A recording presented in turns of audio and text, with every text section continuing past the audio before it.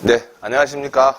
산업안전 지도사 강의를 하고 있는 물샘닷컴의 이준서라고 합니다.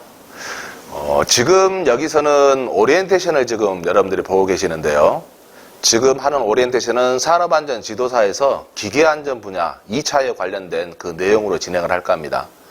물론 산업안전 지도사가 크게 네 가지 종류의 분류가 있고, 그리고 산업보건지도사가 두 분류가 있죠. 근데 안전지도사 또는 보건지도사 다 합하게 된다면은 이렇게 6가지의 총 분류로 나눠질 겁니다. 기계라고 해서 여기서 하는 오리엔테이션은 기계 하나에 국한될 수도 있지만, 사실 답안을 작성하는 그런 요령이라든지 그런 것들은 크게 차이점은 없습니다. 많은 분들이 이런 이야기를 하세요. 산업안전 지도사 1차는 물샘닷컴 덕분에 참 수월하게 공부를 했다. 그래서 굉장히 고맙다라는 이제 응원의 글들도 또 응원의 말씀들도 많이 전해주고 계십니다. 저도 굉장히 힘이 나고요. 근데 문제는 그분들께서 그럼 2차는 어떻게 해야 되느냐? 나는 기술사가 없는데 해서 면제가 안 되는데라고 그렇게 하시는 분들이 많습니다. 물론 이제 많은 고민들을 했던 건 사실이에요. 그래서 2차 강의를 이번에 시작을 하게 되는 건데, 여기서 2차를 우리가 바로 공부를 진행하기 전에 나는 어떻게 준비하고 어느 정도 범위와 어느 정도 방향까지는 좀 해야 될까라는 것이 좀 애매할 겁니다. 그러니까 우리가 어떤 일을 한다라면은, 운동을 한다라면은 내가 어느 정도 운동을 해야 되는지, 그래서 어느 정도의 내 모습을 그 운동의 결과가 나오도록 해야 될지, 그런 것들이 참 잡기가 애매하죠. 그러니까 결과의 어떤 불확실성, 그런데 그 결과에 대한 확실성을 가지기 위해서 내가 어느 정도 정량적으로 한다라면, 또는 어느 정도 범위까지 정성적으로 한다라면은 그런 것들이 많은 고민을 하시고 계시는 것을 꼭 이야기가 나옵니다. 그래서 처음 오리엔테이션은 여러분들이 어느 정도까지 공부를 해야 될지, 또 어느 정도 범위까지 준비를 해야 될지, 그런 것들을 같이 비추어서 좀 설명을 드리고자 합니다. 자, 여기를 한번 보게 되면은 일단 기계 쪽 분야로 설명해 드린 건데, 여기 있는 것은 별표 모양으로 이렇게 다각형의 모양인데, 이것은 우리가 공부를 어느 정도 해야 될지 그 범위를 지금 보여주고 있는 거예요. 이제 제가 도형화를 시킨 거죠.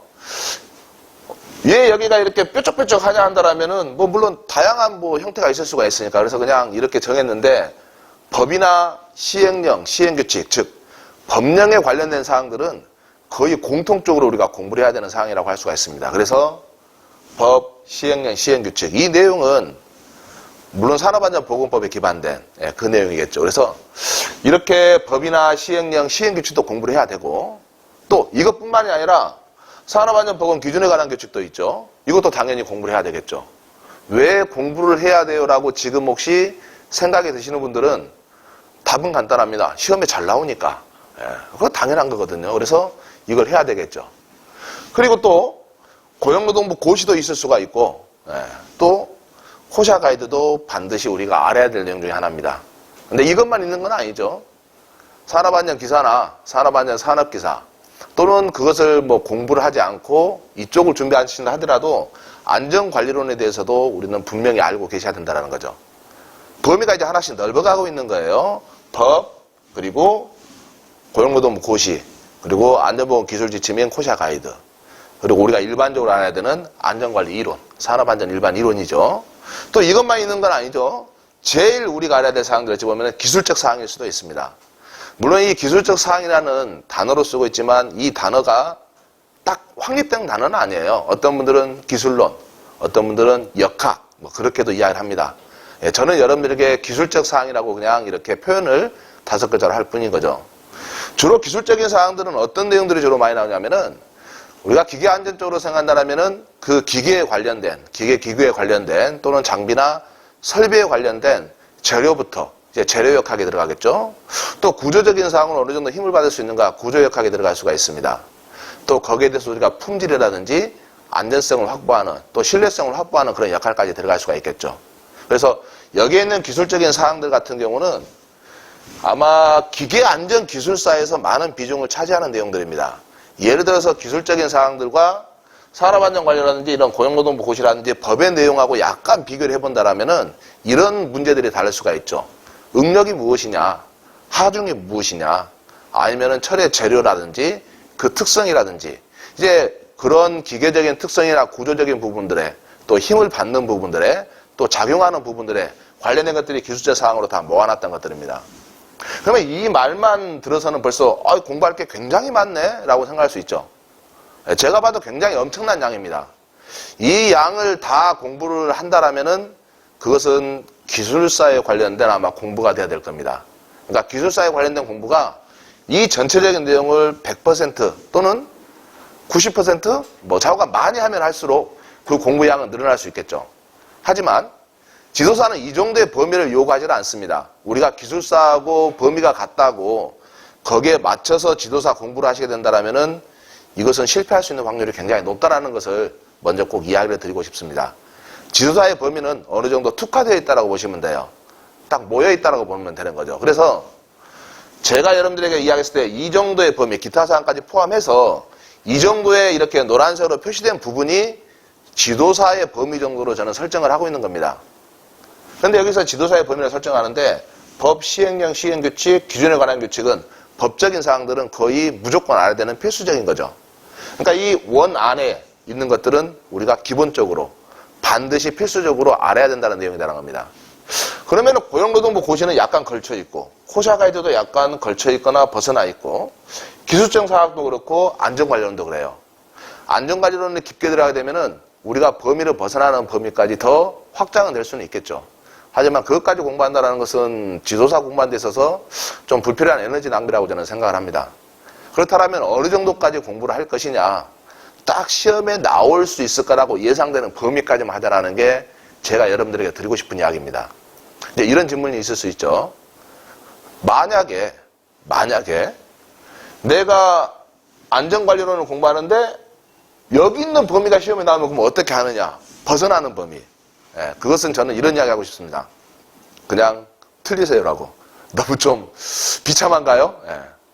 이걸 이야기 드리고 싶은 거예요. 이걸 물론 내가 여유가 있다라면 더 공부하시면 좋겠죠. 그래서 첫째 공부는 원안에 있는 내용에 어느 정도 지도사 범위 정도에 맞는 내용을 설정을 하셔가지고 그 정도에서 공부를 하시고 이제 시간의 여유가 있고 지식의 확장을 하고 싶다라면은 이렇게 벗어나는 부분까지 좀 넓혀갈 필요가 있는 건데 지금까지의 지도사 2차 문제들을 쭉 비교해보고 수년간의 내용들을 한번 검토를 해보면 어떤 결과가 그러냐면은 이 원 안에 있는 내용만 확실히 알고 있어도 합격의 점수를 하는 겁니다. 즉 60점이 넘어간다는 거죠. 근데 우리는 듬성듬성 그냥 알고 있다가 막상 시험에 나온 것들은 이 안에 것들이 거의 80% 90% 이상인데 굳이 이 바깥 끝에까지 있는 기술사가 공부하는 그 내용의 범위까지 물론 기술사가 무조건 범위가 많다라는 건 아니에요. 하지만 너무 확장돼서 공부를 하다 보니까 정확성이 없어지고 또 명확하지 않아서 올바른 답으로 기입되지 않고 25점 맞을 걸 15점 맞고 25점 맞을 걸 10점을 맞고 그렇게 점수가 까여지는 그런 결과가 초래되었다는 겁니다. 그래서 오늘 여러분들에게 이렇게 오리엔테이션 하는 이유는 지도사가 어느 정도 공부를 할 것인가 그 범위를 한번 설정을 해보고 거기에 맞는 적합한 공부를 하자라는 거죠. 그래서 최소한 간략화를 시키고 또 우리가 최대한 능력을 올릴 수 있도록 시험에 집중되어 나올 수 있는 그런 기출문제 위주도 있겠지만 그걸 포함해서 앞으로 예상되는 문제들까지 한번 간략화 시켜보자는 게 기계안전 이 산업안전 지도사 2차 분야 기계안전 분야에서 제가 앞으로 강의를 해야 될 또는 여러분들과 같이 학습을 해야 될 그런 오리엔테이션으로 잡아본 겁니다. 이 내용이 약간의 이해가 안 되신다고 한다면은 결론이 이겁니다. 너무 넓게 보지 말자라는 거예요. 너무 과감하게 막 우리가 공부해야 되는 범위 이상의 것까지. 기계안전이니까 요즘 교통사고 많이 나니까 비행기 요즘 사고 많이 나고 헬기도 많이 추락하고 그럼 헬기의 프로펠러는 비행기의 엔진은 그 정도까지 범위에 나갈 필요는 없다는 거죠. 단지 산업안전이라고 우리가 규정하고 있는 거기서 이야기하는 UAM 기계기구에 대한 그 범위만 해도 충분하다는 겁니다. 또한 어떤 게 있냐면은 여기 노란색 안에 있는 것들이 거의 대부분 법에 기반된 것들이에요. 근데 다른 건설도 그렇고 화공도 그렇고 전기도 그렇고 기계도 그럴 수가 있지만 그래도 법에 맞추어서 시험 문제가 많이 출제되는 게 이 법적인 분야에 관련된 것들은 기계입니다. 그래서 기계안전 분야가 오히려 시험 범위가 이렇게 충분히 설명을 할 수 있지 않을까 그런 생각을 해봅니다. 이 내용이 어느 정도 범위가 되었다라면은 또 다른 내용을 가지고 한번 또 설명을 드리도록 하겠습니다.